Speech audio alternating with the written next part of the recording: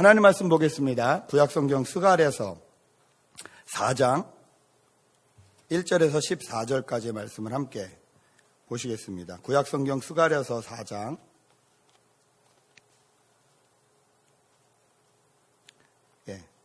1절에서 14절까지의 말씀입니다.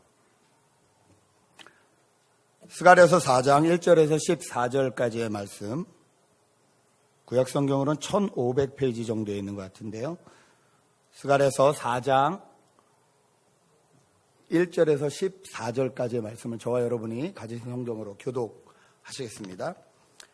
내게 말하던 천사가 다시 와서 나를 깨우니 마치 자는 사람이 잠에서 깨어난 것 같더라.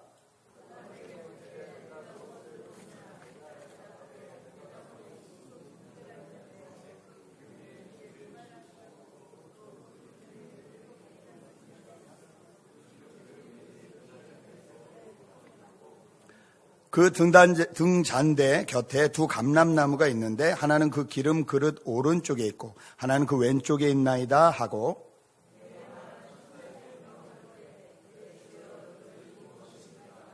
내게 말하는 천사가 대답하여 이르되 내가 이것들이 무엇인지 알지 못하느냐 하므로 내가 대답하되 내 주여 내가 알지 못하나이다 하니,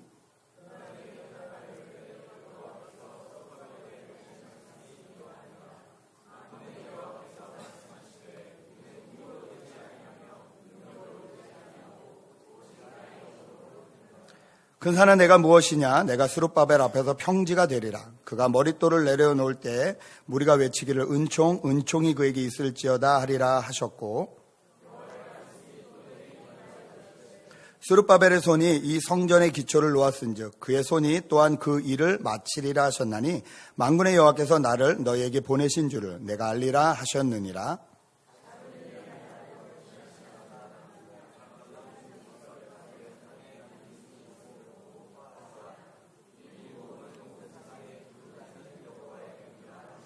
내가 그에게 물어 이르되 등잔대 좌우의 두 감람나무는 무슨 뜻이니까 하고,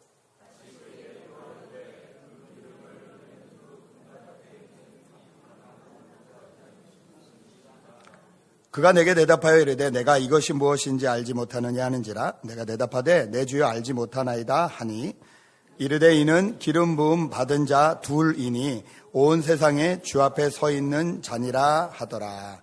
아멘. 한국은 어제부터 추석 연휴입니다. 송편 좀 드셨습니까? 송편은 오늘 예배가 끝나고 준비가 되어 있는 것 같습니다. 같이 좀 나누셨으면 좋겠고요. 오늘은 그래서 한국식으로 좀 인사를 하려고 합니다. 제가 1부 때 해보니까 젊은 애들이 역시 이 인사를 모르더라고요. 한국에서는 이 한가위 때, 추석 때 하는 인사가 있습니다. 더도 말고 덜도 말고 한가위만 같으십시오라는 인사가 있습니다. 가장 풍성한 가을에 1년 동안 가장 풍성한 이 가을에 더도 말고 덜도 말고 이 한가위만 같으십시오, 이렇게 인사를 하는데, 저희가 좌우전후 분들에게 이렇게 한번 한가위만 같으십시오 이렇게 한번 오늘 인사했으면 좋겠습니다.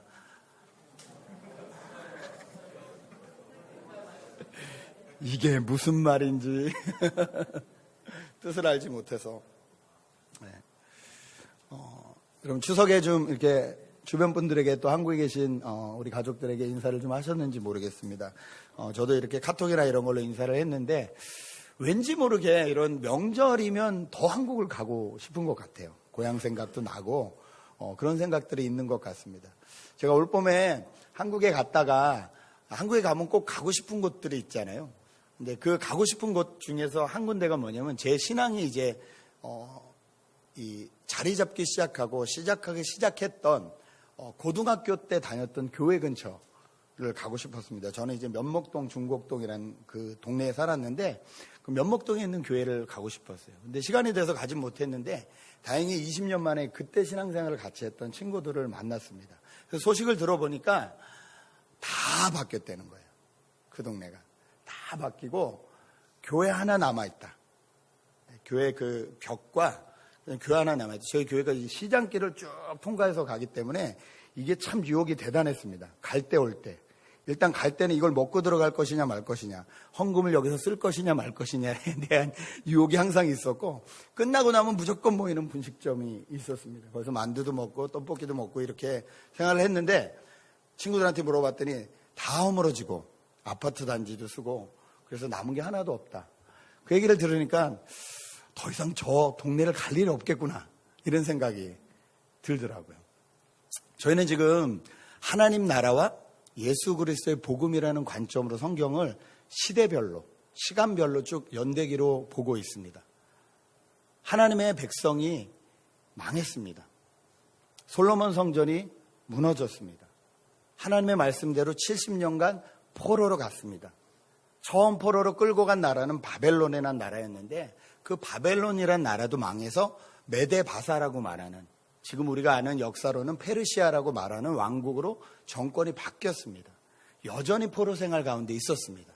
그런데 신실하신 하나님께서 정확히 약속하신 대로 70년 만에 그 페르시아의 왕들의 마음을 바꾸셔서 이 포로로 끌려갔던 자들을 돌아오게 하십니다.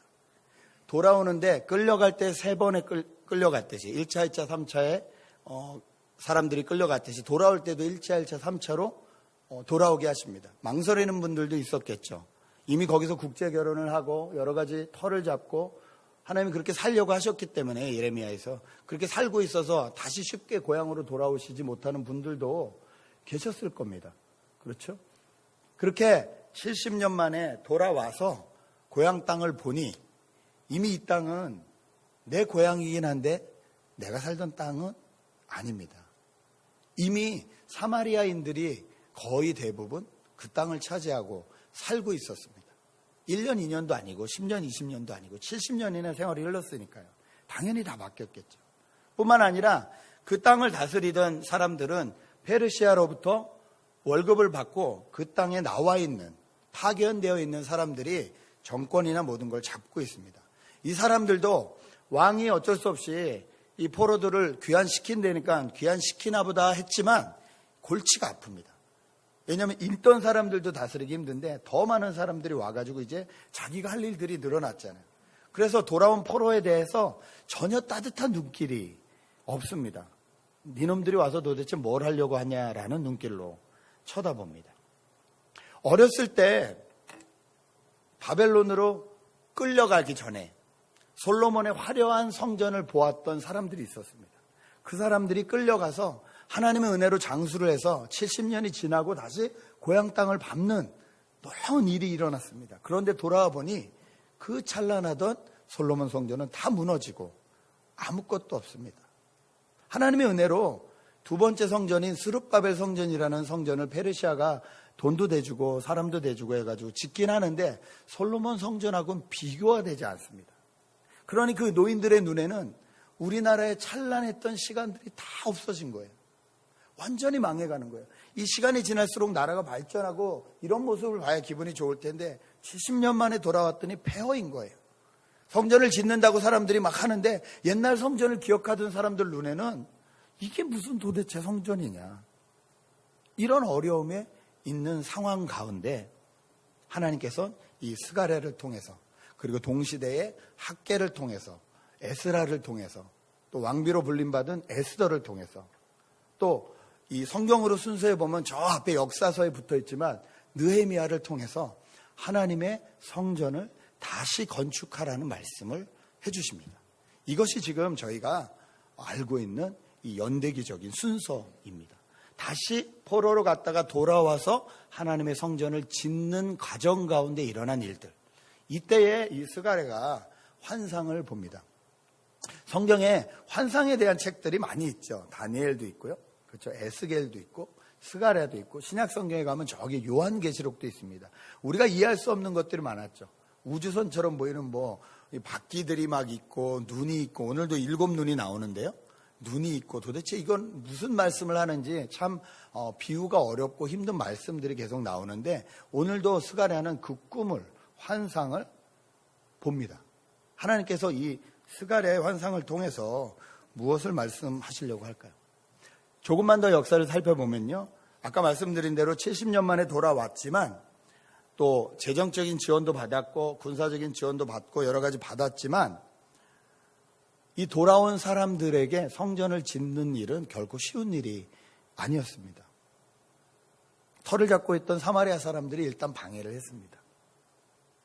관리로 나와 있던 사람들도 일을 일으키는 걸 싫어했기 때문에 그들이 성전을 짓는다고 했을 때 안 했으면 좋겠다. 그래서 여러 가지 방해 조직들이 생깁니다. 노인들은 이게 뭔 성전이냐라고 김을 뺍니다. 이러니 짓고 싶어도 잘 지어지지 못하고 정말로 어려움에 의해서 성전이 건축되려고 하다가 중지가 됩니다. 근데 중지가 되고도 무려 16년이라는 세월이 그냥 지나가 버릴 때 스가랴가 이 환상을 봅니다. 여러분, 처음에 우리가 무엇을 같이 하려고 할 때는, 시작할 때는 다 같이 그래 하자 해가지고 마음이 하나가 돼서 무슨 일을 할 때가 있습니다. 그런데 그게 이런 방해에 막히고 저런 방해에 막히고 이런 장애물에 걸리고 저런 장애물에 걸리면 조금씩 힘이 빠집니다. 그렇죠? 그리고 마음들이 흩어집니다. 그게 한 해 두 해가 아니라 16년간 계속 된다면 이건 하나님 뜻이 아닌가 보다. 성전 짓는 것을 포기하게 됩니다. 그때 하나님께서 스가랴를 통해서 이 말씀을 주신 것입니다. 오늘 내용을 보면 크게 두 가지입니다. 등대가 있다는 거예요. 그런데 7 등대가 있다는 거예요. 보통 성전에 등대가 항상 있었는데요. 보통 성전에 있던 등대는 이렇게 7개의 관으로 된 등대는 아니었습니다. 그런데 환상 가운데 7 등대를 보는 거예요. 그리고 거기서 그 등대들이 다 관으로 연결돼서, 금으로 만든 관으로 연결돼서 기름이 가득 차 있는 거예요. 그 기름이 어디서 흘러나 봤더니 옆에 2 감람나무, 올리브나무를 말합니다. 올리브는 지금도 기름으로 쓰잖아요, 저희가. 이 올리브나무에서 계속 기름이 공급돼서 그 등불이 계속 빛나는 환상을 하나님께서 스가랴를 통해서 보게 하신다는 얘기예요. 이것을 보고 스가랴가 묻습니다. 이게 도대체 무슨 내용인지 제가 잘 모르겠습니다. 그러니까 천사가 모르겠느냐라고 하면서 이 환상을 얘기해 주시는데, 이 등대는 무엇이다 이렇게 얘기를 해주면 좋은데 등대는 무엇이다라는 걸 얘기해 주지 않아요. 그런데 등대에 대해서는 스가랴가 이미 알고 있었습니다. 왜냐하면 이스라엘 사람들은 하나님의 성전에 반드시 등대가 있어야 된다는 걸 알고 있었거든요. 하나님의 성전은 하나님의 임재, 하나님의 다스림, 하나님이 동행하심을 나타내는 눈으로 보이는 증거들이었기 때문에 구약 성경에 있어서 성경은 정말, 이 성서는 정말 중요했습니다. 성전이죠. 성전이 없다는 것은 하나님이 안 계시는 거예요. 성전이 없다는 것은 하나님 나라가 여기 없다는 거예요.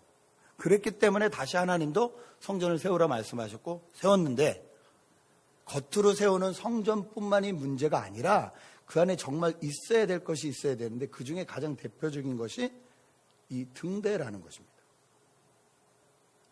다행스럽게 저희는 구약뿐만이 아니라 신약을 알고 있는 사람들입니다. 그래서 이 등대가 무엇인지 신약 성경을 통해서 알 수 있습니다. 요한계시록을 보니까 요한계시록 1장 20절에 이렇게 기록되어 있습니다. 내가 본 것은 내 오른손의 7별의 비밀과 또 7 금 촛대라. 7별은 7 교회의 사자요, 7 촛대는 7 교회니라. 이렇게 말씀을 하십니다. 하나님을 상징하는 성전, 하나님 나라를 상징하는 성전 가운데 있어야 되는 것은 무엇이라고요? 빛을 비추는 등대인데 그것은 교회다, 이렇게 말을 하고 있습니다. 저희가 성경 이것저것을 종합해보면 더 알 수 있는 것은 교회는 건물이 아니라 누구라고 했죠? 예수 그리스도를 믿는 저희들입니다. 그러니까 하나님 나라를 상징하는 곳에 꼭 있어야 되는 것은 하나님을 믿는 사람들인 거예요. 이 사람들의 역할은 세상에 빛을 비추는 역할이래야 되는 거예요. 하나님께서는 스룹바벨의 성전을 세우게 하면서 등대를 먼저 보여주십니다. 우리가 교회를 세우고 우리가 우리 자신을 예수 그리스도 안에서 세우려고 할 때에 몸을 아름답게 하고 마음을 아름답게 하고 지혜를 아름답게 하고 이런 것도 다 좋지만 그것보다도 더 우선돼야 되는 것, 그것은 등대를 세우는 일, 하나님의 빛을 비추는 일이라는 겁니다.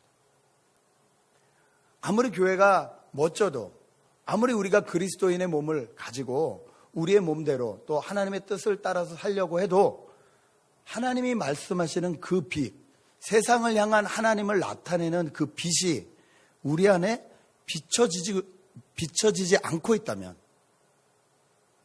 우리는 하나님의 성전의 역할을 감당할 수 없다는 것입니다.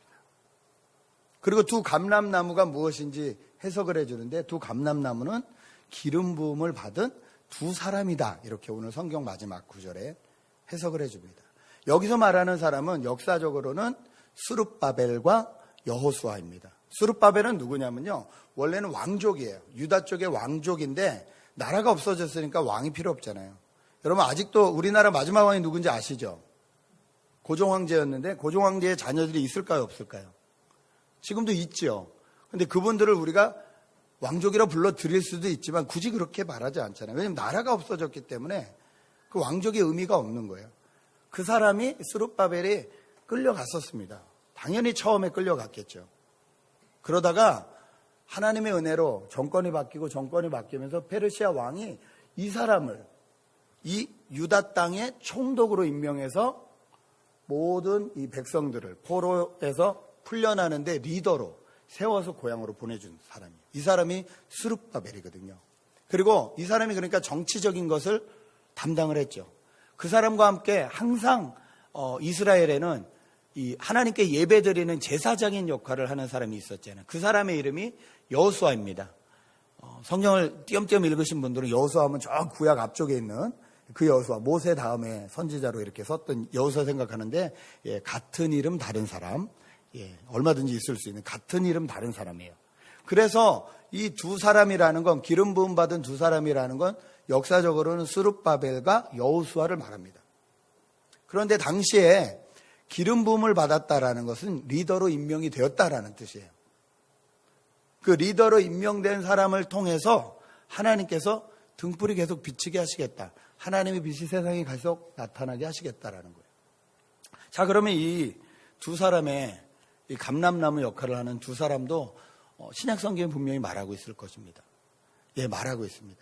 요한계시록도 말하고 있고 로마서도 말하고 있는데요. 로마서는 바울이 말하기를 이 감람나무는 예수 그리스도다라고 말씀을 하십니다. 그러면서 어떤 비유를 하시냐면 이방인과 유대인 비유를 하시면서 예수 그리스도라는 참 감람나무, 진짜 감람나무에 우리 같은 이방인, 하나님을 떠났던 이 돌 감람나무 같은 사람이 접붙여져서 하나가 되어서 그 뿌리로부터 영양분을 받을 때 우리 안에서 이 돌 감람나무 같은, 여러분 돌배 뭐 이런 거 아시죠? 돌사과.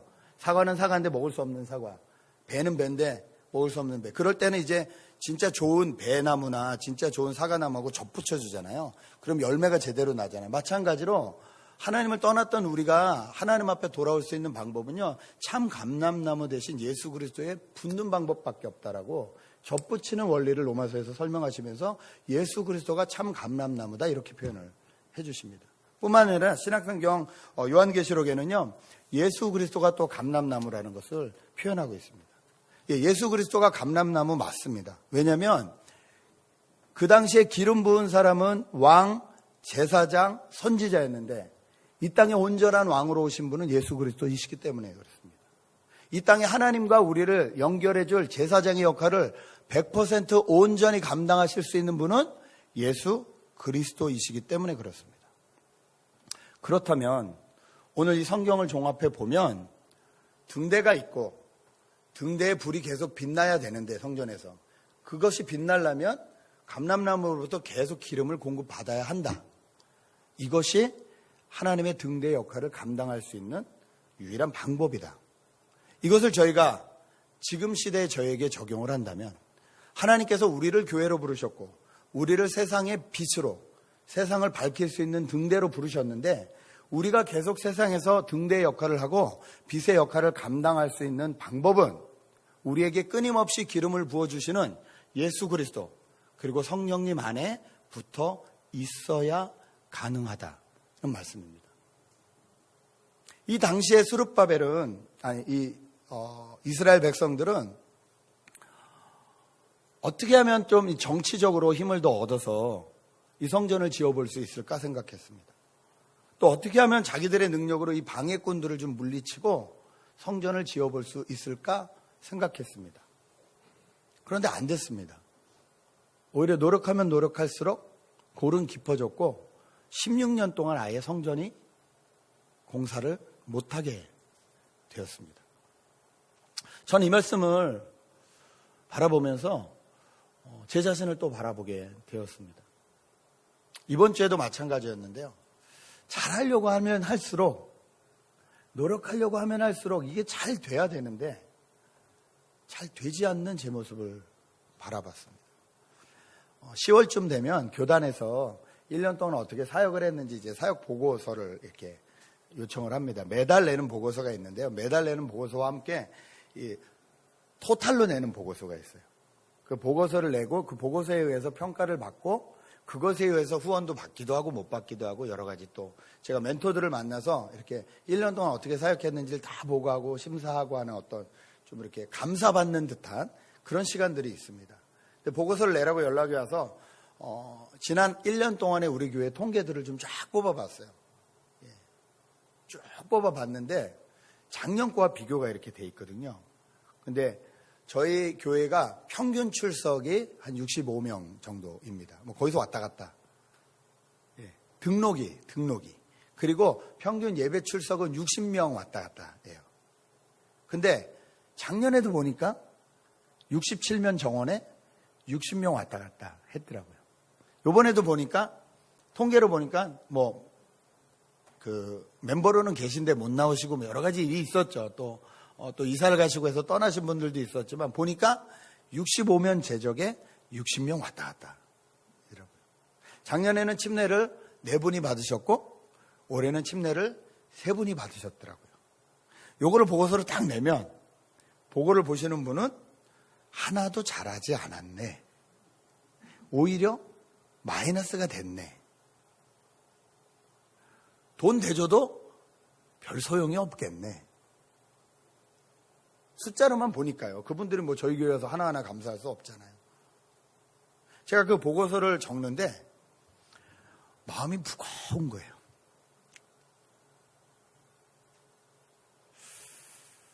하나님 안 놀았는데요. 나름 한 사람 한 사람 저는 또 내년에 발표 드리겠지만 저는 제자훈련을 1대1로 해야 된다고 생각하는 사람 중에 하나입니다. 왜냐하면 1대 다로 해보니까요. 그냥 강의는 듣는데요. 제자가 되진 않아요. 제자는 그냥 성경 말씀을 가르치는 게 아니라 삶을 나눠야 되거든요. 그러니까 시간이 많이 걸려요. 한번 성경 공부하러 만나면요. 제가 한 3시간씩 애들하고 만나요. 그러니까 일주일에 많은 사람을 만나지 못해요. 그렇게 시간 분배를 하면서 하고 있는데 점점 이렇게 될 것이고 점점 제자 훈련을 해서 그 사람들이 또 제자를 낳아야 된다고 생각을 합니다. 언젠간 그러면 드러나겠죠. 뿐만 아니라 제가 그렇게 하는 이유 중에 하나는요. 저는 예수를 믿는데 그 예수를 전하지 못한다는 건 말이 안 된다고 생각해요. 내가 믿는 예수에 대해서 설명할 수 없는데 어떻게 내가 예수를 믿는 거가 되겠습니까? 그럼 누가 묻든지 간에 정말 겸손함으로 성경에 써있듯이 누가 너에게 묻든지 간에 네가 믿는 도를 설명할 수 있도록 자기 말로 설명하는 것을 할 줄 알아야 돼요. 그게 저는 예수 믿는 사람이라고 생각해요. 그래서 제가 맨날 그러잖아요. 구원간증 요 A4 용지에 반장 정도로 한번 써보십시오. 누가 물으면 저는 이렇게 해서 구원받았습니다라고 여러분 나눌 줄 알아야 돼요. 교회 10년, 20년 다니는데 어떻게 구원받으셨어요? 그러면 하나님의 은혜로요. 맞는 말이죠. 그런데 전혀 이해가 안 되는 말이잖아요. 예수를 모르는 분들에겐 어떤 일이 있었고 어떤 과정을 거쳐서 어떻게 예수를 믿었는지 전해줄 수 있어야 되는데 저는 그게 정말 필요하다고 생각해요. 그래야 한 사람 한 사람이 이 땅 가운데 빛과 소금의 역할을 감당할 수 있다고 생각합니다. 그러니까 그 일들을 계속하고 있고 그 일들을 계속할 겁니다. 그런데 눈으로 보이는 결과는 오히려 감소된 듯한 맥이 탁 빠지더라고요. 그냥 옛날식으로 할까? 예배 끝나고 1시 반에 성경 공부이겠습니다. 담임 목사가 성경 공부한다 그러면 눈치 때문에 나오시는 분도 좀 계실 거고 10명이 되든 20명이 되든 좀 이렇게 앉혀놓고 성경 공부를 하는 것도 의미가 있잖아요. 그렇게 그냥 할까? 그리고 그 사람들에게 전도하셔야 된다고 하나님씩 다 데리고 오시라고. 그게 하나님의 뜻이라고. 막 위에서 이렇게 눌러서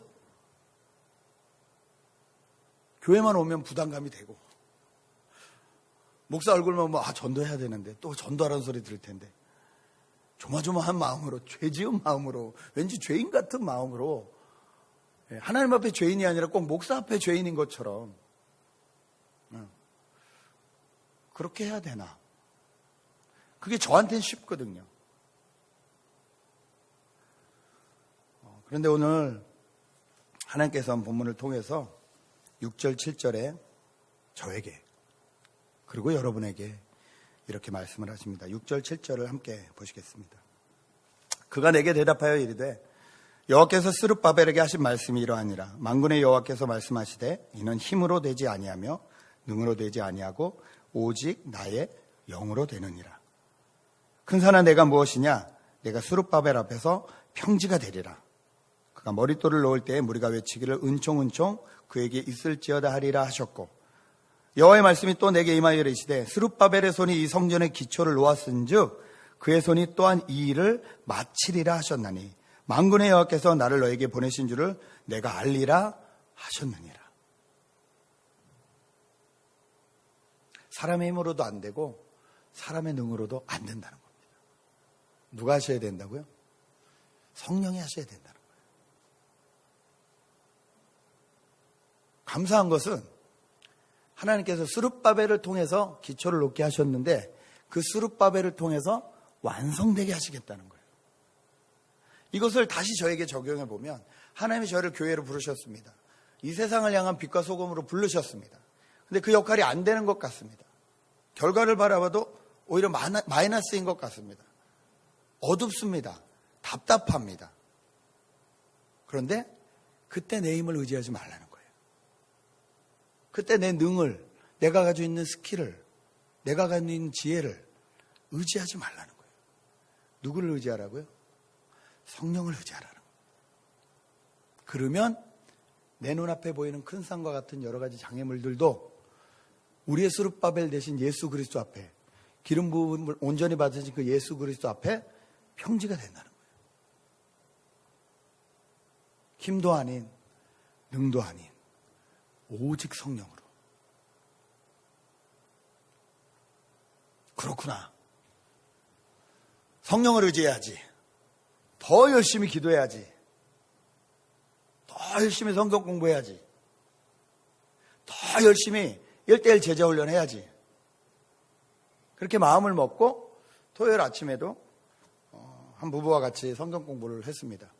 거기 전도에 대한 또 얘기가 나와서 전도에 대한 얘기를 하다가 하나님께서 우리를 부르신 이유가 무엇인가를 말씀을 통해서 보는데 베드로전서 2장 9절에 너희는 왕같은 제사장이요 거룩한 나라요 하나님의 소유된 백성이다 라고 말씀하시면서 우리의 아이덴티티를 정확히 말씀하신 뒤에 뭐라고 하시냐면 이는 너희를 어두움 가운데서 불러내신 하나님의 아름다운 덕을 전하게 하기 위함이다. 이렇게 말씀하셔요. 다시 말해서 우리를 하나님께서 먼저 빛으로 불러주신 이유는 우리가 빛에서 이 세상에서 반짝반짝 스타로 영광받고 잘나라는 소리가 아니라 우리를 그 어둠 가운데서 불러주신 그 하나님의 아름다움을, 하나님의 놀라우신 은혜를 전하라고 불러주셨다는 거예요. 그래서 그 말씀을 같이 나누니까 직장에서 어때? 가정에서는 어때? 이런 얘기를 하니까 그 친구가 그래요. 이렇게 하나님이 나를 어둠 가운데서 불러주셨는지 제가 좀 더 직장에서 열심히 기도해야 될 것 같아요. 열심히 전도해야 될 것 같아요. 그래, 그렇게 해야지 라고 성경 공부를 마치려고 하는데 하나님께서 제 마음 가운데 딱 말씀하십니다. 진짜 그거 맞니? 이렇게 물으세요. 여러분 더 열심히 기도하면 되죠? 기도해야죠. 더 열심히 성경 보면 되죠. 당연히 성경 봐야죠. 더 열심히 나를 불러주신 은혜를 생각하며 복음을 전해야죠. 그거 해야죠. 그런데 이게 자꾸 힘으로 하는 것 같고 능으로 하는 것 같은 거예요.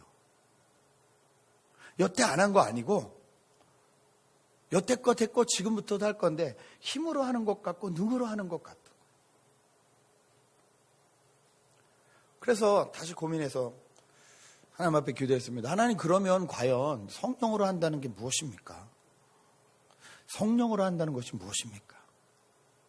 묵상하고 기도하는데 하나님께서 오늘 본문 말씀에 14절에 저에게 이렇게 말씀해 주시더라고요. 이르되 이는 기름 부음 받은 자 둘이니 온 세상의 주 앞에 서 있는 자니라.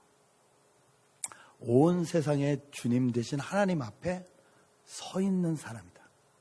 위에도 보면요, 7눈이 나오는데 7눈은 온 세상을 두루 살피시는 하나님의 눈이라 그랬어요. 다시 말해 세상의 모든 일을 하나님이 주관하시고 세상의 모든 일을 하나님이 아신다는 거예요. 그때 내가 내 힘으로 하지 아니하고 내 능으로 하지 않고 성령으로 서 있을 수 있는 방법은 뭐냐면요, 그 하나님 앞에 제가 서 있겠습니다 하는 거라는 거예요. 다시 말해 내가 하나님을 더 사랑해야지가 아니라 하나님이 도대체 얼마나 나를 사랑해 주셨는지, 얼마나 나를 위해서 놀라운 일들을 하셨는지를 가만히 서서 그것을 먼저 묵상해야 된다는 거예요. 이 말씀은 성경 여기저기에 맥락처럼 흐르고 있습니다. 하나님 나라의 키워드처럼 흐르고 있습니다. 너는 가만히 서서 내가 너의 어떤 하나님인지 보라 말씀하셨어요. 네가 어떤 일을 하라는 게 아니에요. 너는 가만히 서서 내가 너를 위해서 한 일이 무엇인지 보라는 거예요. 여러분, 이것이 우리에게 소망이고 이것이 우리에게 복음이고 이것이 우리에게 하나님 나라입니다. 우리는 예수를 믿으면서도 자꾸 노력으로 무엇인가를 얻으려고 그래요. 내가 더 노력한 만큼 무엇인가 더 얻을 수 있겠지라는 기브 앤 테이크를 자꾸 생각해요. 그런데 아닙니다. 그럴수록 미궁에 빠집니다. 복음은 시작도 예수 그리스도고 끝도 예수 그리스도시라는 거예요. 우리 삶의 완성도 시작하시니가 끝내시겠다는 거예요.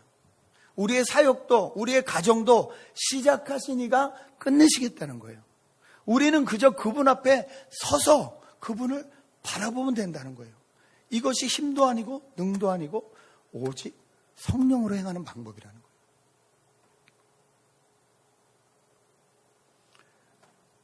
여러분, 생명력은 내 안에 있지 않으면 나가지 않습니다. 네. 물이 컵에 가득 차고 넘쳐야 흘러갑니다. 물이 넘치는 곳에 생명력이 있습니다. 눈으로 보기엔 똑같습니다. 기도하고 밥을 할 수도 있고요. 기도 안 하고 밥해도 저희가 체하지 않아요. 주일학교에서 아이들을 돌보는 걸 기도하고 아이들을 돌볼 수 있고요. 기도 안 하고 아이들을 돌봐도 아이들이 사고 나지 않아요.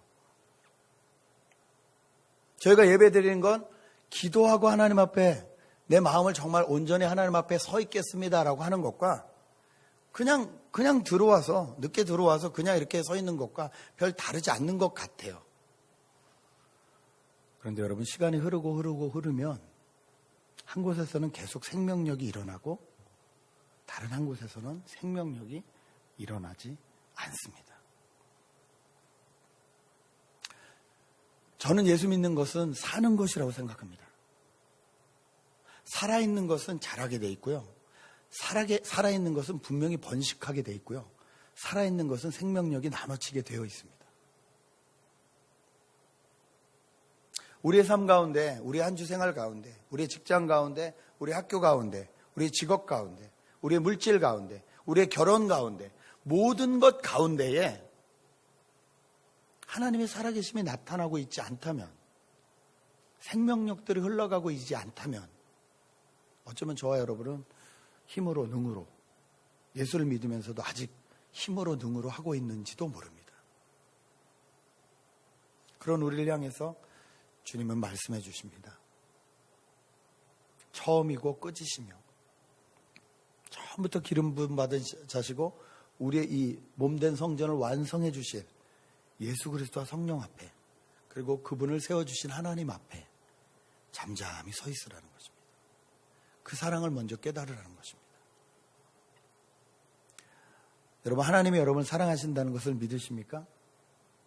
얼만큼 사랑하시는 것 같으십니까? 그 사랑이 깊이 느껴지면 느껴질수록 저희가 남을 사랑할 수 있습니다. 그때 사랑하는 그 사랑 안에 생명력이 있습니다. 그 생명력 없이 저희는 사랑할 수 있습니다. 저희는 지성인이거든요.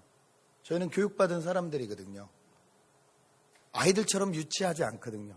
저 사람이 날 사랑하면 사랑해주고 저 사람이 날 사랑하지 않는 것 같으면 사랑하지 않는다는 그 정도 수준 아니거든요.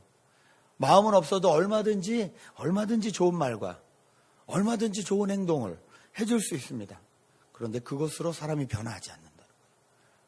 그럼 그것으로 생명력이 나타나지 않는다는 거예요.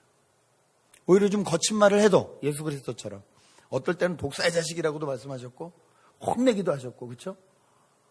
또 완전 잘못했는데 완전히 감싸주시기도 하셨고, 그러나 예수 그리스도의 안에는 항상 생명력이 있었기 때문에 그분이 걸어가는 걸음마다, 그분이 하시는 말씀마다 제자들이 나중에는 알게 됐다는 거예요. 예수님 때는 몰랐지만 성령이 임하고 나니까 알았다는 거예요. 처음엔 다 도망갔던 사람들이 하나님을 위해서 기꺼이 자기 몸을 드리는 사람들로 변화되었다는 것입니다. 10월을 맞이합니다. 우리의 1년을 결산할 때가 왔습니다. 여러 가지 모습으로 그렇습니다. 아직까지도 제 자신을 바라보면 한숨밖에 안 나옵니다. 좀 잘해보려고 하는 일마다 오히려 정반대입니다.